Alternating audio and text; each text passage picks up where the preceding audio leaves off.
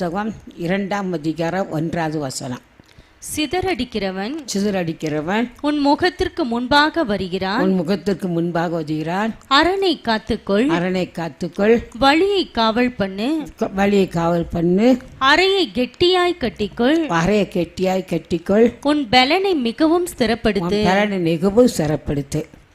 சிதறடிக்கிறவங்க வாரான், நம்முடைய முகத்துக்கு நேராக வாரான். எப்படியாவது சிதறடிக்கணும், எப்படியாவது உங்களுக்கு சிதறடிக்கணும். என்ன கத்தரை விட்டு பிரிக்கணும், அவனுக்கு அதுதான் வேலை. சிதறடிக்கிற என்னென்னா கத்தரை விட்டு நம்ம பிரிக்கணும், அவருக்கு நமக்கு ஐக்கியம் இல்லாமல் பண்ணணும். அதுதான் அவனுடைய வேலை. நம்ம கத்தரை விட்டு பிரிக்கிறது தான் சிதறடிக்கிற வேலை. எங்கே வர முகத்துக்கு முன்பாக இருக்கிறான், முன்னால் வந்து பார்க்குறான். அவனுக்கு நம்ம நினைச்சக்கூடாது. தான் பஸ்த பவுல் சொன்னார், பிசாசுக்கு என்ன செய்யாதீங்க, இடம் கொடாமல் இருங்க. குழப்பம் வரும், சோறு வரும், பிரச்சனைகள் வரும், இதெல்லாம் நமக்கு இடம் கொடுக்கக்கூடாது. எந்த சொல்லும் கத்தில் பிரியமான பிள்ளையாக மாறணும். எவ்வளோ குழப்பங்கள்லாம் வரும், எவ்வளோ சோறுகளை வரும்.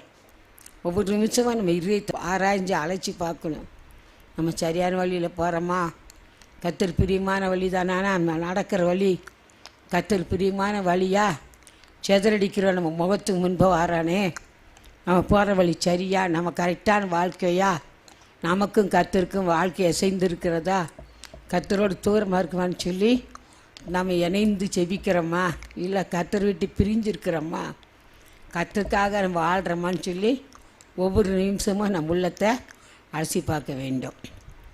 வெளிப்படுத்தும் விசேஷம் 12ஆம் அதிகாரம் 9வது வசனம்.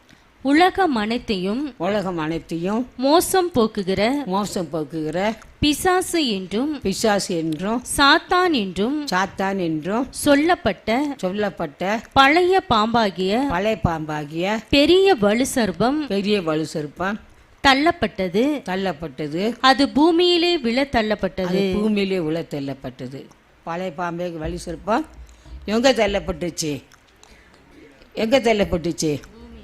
பூமியில் தான் தள்ளப்பட்டு. பூமியிலே இருக்கிற நம்ம ரொம்ப சாக்கரையாக இருக்கணும். ஏன்னா நம்ம எப்படி வேணாலும் வாழலாம், ஒரே ஒரு வாழ்க்கை. நம்ம எப்படி வேணாலும் மனசும் மாம்சம் இருவனோடி வாழலாம், பரலோகத்தை இழந்துருவோம். இந்த வாழ்க்கையில் கத்தர் பிரியமான வாழ்க்கை வாழ வேண்டும். நம்ம ஒவ்வொரு நிமிஷம் நம்ம உள்ளத்தை அலசி பார்க்க வேண்டும். நம்ம கத்தர் பிரியமான வாழ்க்கை வாழ்கிறோமா, நம்ம எப்படி இருக்கிறோம், என்ன செய்கிறோன்னு சொல்லி உள்ளத்தை அலசி பார்க்க வேண்டும். கத்தரோடு இசைந்திருக்கிறோமா, நம்ம கத்தரை பிரிஞ்சிருக்கிறோமா, அதுதான் முக்கியம். எது இருக்கோ இல்லையோ கத்தரோடு இசைந்திருக்க வேண்டும்.